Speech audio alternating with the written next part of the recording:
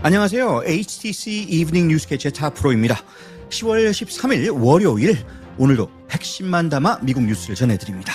바로 오늘의 주요 헤드라인부터 시작하겠습니다. 트럼프 대통령이 가자 전쟁의 종식을 선언하며 새로운 중동의 여명이 열렸다고 밝혔습니다. 미국 주요 공항들이 크리스티 노엠 장관의 민주당 탓 영상 상영을 거부하며 공공시설의 정치적 중립 논란이 확산되고 있습니다. 연방정부 셧다운이 3주째 이어지며 급여 중단과 서비스 마비로 국민 생활 전반에 심각한 타격이 나타나고 있습니다. 사상 최대 규모의 공무원 퇴직 사태로 미국 정부 기능이 마비 위기에 직면하며 행정 공백이 심화되고 있습니다. 셧다운 여파로 스미소니언 박물관과 국립동물원이 문을 닫자 워싱턴 DC 관광객들이 일정을 취소하고 발길을 돌리고 있습니다. 인공지능 산업은 폭발적으로 성장하는 반면 제조업은 침체에 빠지며 미국 경제가 두 얼굴의 미래를 맞고 있습니다. 워싱턴 포스트와 뉴욕타임스 등 주요 언론이 국방부의 새 보도 제한 정책 서명을 거부하며 언론 자유를 지키기 위한 반격에 나섰습니다. 젤렌스키 대통령이 오는 17일 트럼프 대통령과 회담을 갖고 우크라이나에 대한 토마호크 미사일 지원 방안을 논의할 예정입니다. 과학자들이 미세 플라스틱의 주요 원인이 여림을 밝혀내며 뜨거운 음식이나 음료를 플라스틱 용기에 담지 말 것을 경고했습니다. 하루 3잔의 필터 커피를 오전에 마시면 건강에 이롭다는 연구 결과가 나왔으며 설탕과 인공 크리모 사용은 최소화해야 한다고 전문가들이 조언했습니다. 지금까지 오늘의 헤드라인이었습니다. 오늘도 뉴스캐치를 찾아주셔서 감사드립니다. 오늘 첫 소식입니다. 오늘 이집트 샤름 엘셰이크에서 열린 가자 평화 정상회의에서 트럼프 대통령이 전 세계 지도자들과 함께 가자전은 끝났다며 새로운 중동 시대의 개막을 선언했습니다. 현장에는 35개국 정상들이 참석했고 전쟁의 희생자 교환과 평화 서명이 동시에 이루어졌습니다. 유미정 기자가 전해드립니다. 트럼프 대통령은 오늘 오전 이스라엘 의회 연설에서 하늘은 맑고 총성은 멎었으며 새로운 중동의 새벽이 밝았다고 선언했습니다. 그는 이날이 앞으로 수세대에 걸쳐 변화의 시작으로 기억될 것이라며 가자전의 공식적인 종식을 알렸습니다. 이번 합의의 핵심은 인질과 수감자 교환이었죠? 그렇습니다. 하마스는 이스라엘의 생존 인질 20명을 모두 석방했고 이스라엘은 1968명의 팔레스타인 수감자와 구금자를 풀어줬습니다. 그중에는 종신형을 선고받은 250명과 기소 없이 2년 넘게 억류되어 있던 가자 주민 1,700명이 포함되어 있습니다. 하마스는 이를 민족적 승리라 칭하며 앞으로도 인질 문제를 최우선 과제로 두겠다고 밝혔습니다. 이집트의 엘시시 대통령도 이번 회의에서 매우 강한 메시지를 던졌죠? 맞습니다. 엘시시 대통령은 이번 휴전 합의가 이스라엘과 팔레스타인이 공존하는 두 국가 해법으로 가는 역사적 기회라고 강조했습니다. 그는 이 지역이 더 이상 테러와 극단주의에 휘둘리지 않도록 평화와 존엄이 공존하는 중동을 만들자고 호소했습니다. 또한 트럼프 대통령을 향해 전쟁을 끝내는 용기야말로 진정한 리더십이라고 찬사를 보냈습니다. 현장 분위기도 매우 특별하다고 들었습니다. 그렇습니다. 샤르멜 셰이크 회의장은 Peace 2025라는 대형 문구가 걸린 가운데 트럼프 대통령과 에르도안, 마크롱, 카타르 국왕 등 각국 지도자들이 손을 맞잡았습니다. 트럼프 대통령은 회의 중 우리가 함께 만들어낸 이 평화는 역사를 바꿀 것이라며 이제는 가자를 재건할 때라고 강조했습니다. 이후 미 국무장관 마르코 루비오는 지난 50년 중 오늘이 세계 평화의 가장 중요한 날이라고 평가했습니다. 이번 회의에서는 트럼프 대통령을 노벨 평화상 후보로 추천하는 움직임도 있었다고요? 그렇습니다. 파키스탄의 셰바즈 샤리프 총리는 트럼프 대통령이야말로 진정한 평화상 수상자 자격이 있다며 공식 지명을 선언했습니다. 이는 미국이 중재한 휴전 협정이 실제로 가자 지구의 무력 충돌을 종식시키고 인도적 지원을 확대시킨 점이 높게 평가받은 결과로 풀이됩니다. 한편 이스라엘 내부에서도 환호와 논란이 동시에 일고 있다고요? 맞습니다. 텔아비브에서는 인질광장이라 불리는 곳에 수천 명이 모여 석방된 인질들의 귀환을 축하했습니다. 하지만 일부 의원들은 트럼프 대통령의 연설 중 항의 피켓을 들고 퇴장당하는 등 여전히 불신의 시선도 존재합니다. 네타냐후 총리는 트럼프의 제안이 모든 목표를 달성했다며 이번 합의가 평화를 향한 문을 여는 열쇠라고 평가했습니다. 이제 남은 과제는 2단계 평화 프로세스라고 하죠. 그렇습니다. 트럼프 대통령은 이번 협정을 1단계 종전으로 규정하며 다음 단계로 가자, 재건과 무기 비축 해제, 그리고 장기적 정치 합의가 뒤따를 것이라고 밝혔습니다. LCC 대통령은 미국과 터키, 카타르가 공동으로 가자 재건 회의를 주최할 예정이라고 발표했습니다. 현재 영국은 2,600만 달러의 인도적 지원금을 약속했고 여러 나라가 재건 기금 참여 의사를 밝히고 있습니다. HTC 이브닝 뉴스캐치 유미정이었습니다. 트럼프 대통령은 귀국길에 전쟁을 끝내는 것이 진짜 힘이라고 말했습니다. 이번 합의가 일시적 휴전이 아닌 진정한 평화로 이어질지 주목됩니다.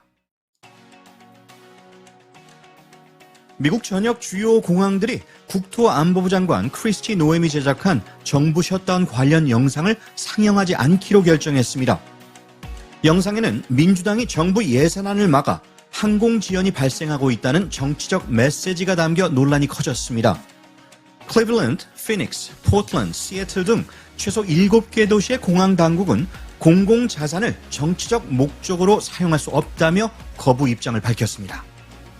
오레곤주 포틀랜드 공항 관계자는 해치법은 연방 공무원이 업무 중 정치 활동을 금지한다면서 이번 조치가 그 원칙에 따른 것이라고 설명했습니다. 일부 공항은 소리를 재생할 수 있는 스크린 자체가 없다며 상영 요청을 받지 않았다고 전했지만 대다수 공항은 이번 영상을 불필요하게 선동적이라며 선을 그었습니다.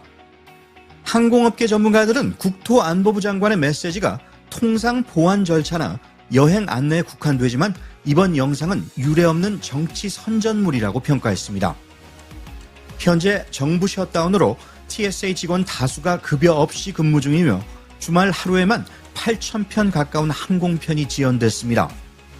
공항의 이번 결정은 공공기관의 중립성과 정치 선전의 경계를 놓고 미국 내에서 다시금 논쟁을 불러일으키고 있습니다. 미국 연방정부의 셧다운이 3주째 이어지며 그 여파가 국민 생활 전반으로 번지고 있습니다. 트럼프 대통령과 의회가 합의에 이르지 못한 채 대치 중인 가운데 수십만 명의 공무원들이 급여를 받지 못하고 있습니다. 75만 명 이상이 강제 휴직 상태에 들어갔고 필수 인력은 무급으로 근무 중입니다. 공항 관제 인력 부족으로 항공편 지연이 속출하고 IRS 세금 상담, 환경보호청 허가 업무, 국립공원 운영 등이 모두 중단되었습니다. 트럼프 대통령은 군인 급여만 임시 지급하도록 국방부 자금을 전환했지만 민간 직원들은 지급 대상에서 제외되었습니다. 이제 그 충격은 일반 시민에게도 번지고 있습니다. 식품은행과 복지단체들은 도움을 요청하는 시민들로 붐비고 주택, 자동차 대출 상환을 미루려는 가정이 늘고 있습니다. 한 항공관제사는 급여가 끊기자 동료들이 집중력을 잃고 있다면서 안전 문제를 우려했습니다. 전문가들은 이번 사태가 장기화될 경우 미국 경제 전반에 수십억 달러 규모의 손실이 발생할 수 있다고 경고하고 있습니다. 연방정부의 정치적 교착이 이제 국민의 일상으로 확실히 번지고 있습니다. 미 연방정부가 사상 최대 규모의 퇴직 물결에 휩싸였습니다. 최근 몇 달 사이 25만 명이 넘는 공무원이 자진 퇴직이나 조기 퇴직 프로그램에 참여했고 트럼프 행정부의 인력 감축 정책이 겹치며 정부 기관 곳곳이 마비되고 있습니다. 인사관리처 OPM에 따르면 지난 회계 연도에만 약 10만 5천 명이 정년 퇴직을 했고 추가로 15만 4천 명이 퇴직 보상금을 받고 떠났습니다. 인사 서류와 연금 처리가 지연되면서 정부 내 인사부서들은 업무 과부하에 시달리고 있습니다. 정부 셧다운으로 급여, 퇴직금 관련 문서를 처리하던 직원들까지 일시 해고되면서 퇴직자들이 연금을 제때 받지 못하는 사례가 속출하고 있습니다. 일부 직원은 전화를 걸어도 아무도 받지 않는다며 혼란을 호소했습니다. 인사관리처는 업무 효율화를 위해 온라인 시스템을 도입 중이지만 인력 부족이 여전히 심각하다고 밝혔습니다. 현재 전체 연방 인력은 약 3분의 1이 줄어든 상태이며 전문가들은 경험 있는 인력의 대량 이탈로 행정의 연속성이 무너지고 있다고 경고하고 있습니다. 트럼프 행정부의 강력한 구조조정 정책이 이어지는 가운데 미국 정부는 사람이 빠져나간 정부라는 전례 없는 위기를 맞고 있습니다.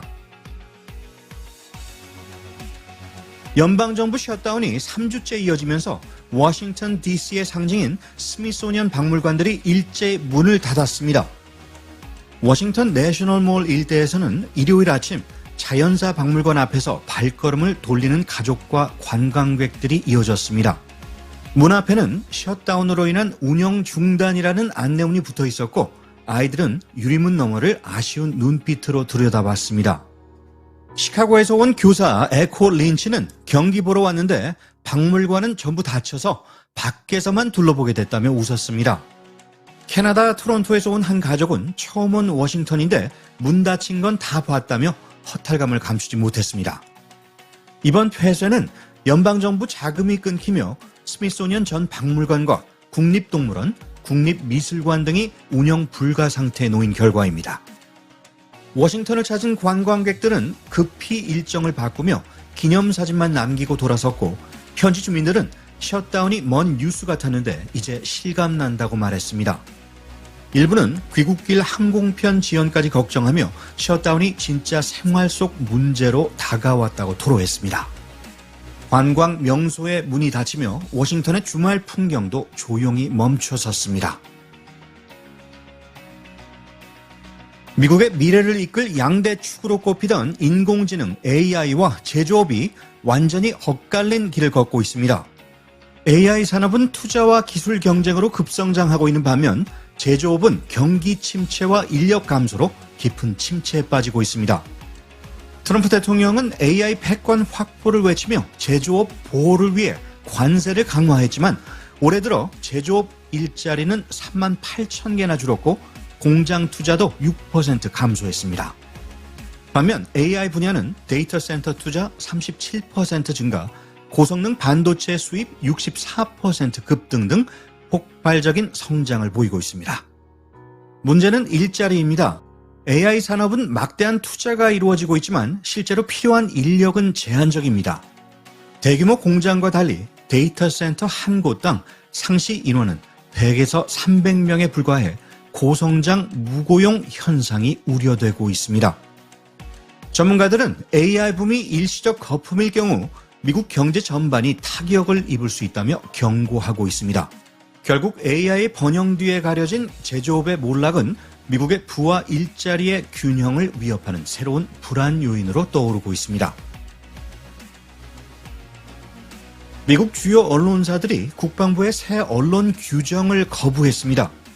워싱턴 포스트, 뉴욕 타임스, CNN, 더 애틀랜틱, 가디언 등이 언론 자유를 침해한다며 서명하지 않기로 결정했습니다. 문제의 정책은 기자들이 국방부가 명시적으로 승인하지 않은 정보를 취득하거나 보도할 수 없도록 금지하는 내용으로 서명하지 않은 언론인은 24시간 내 출입증을 반납해야 했습니다.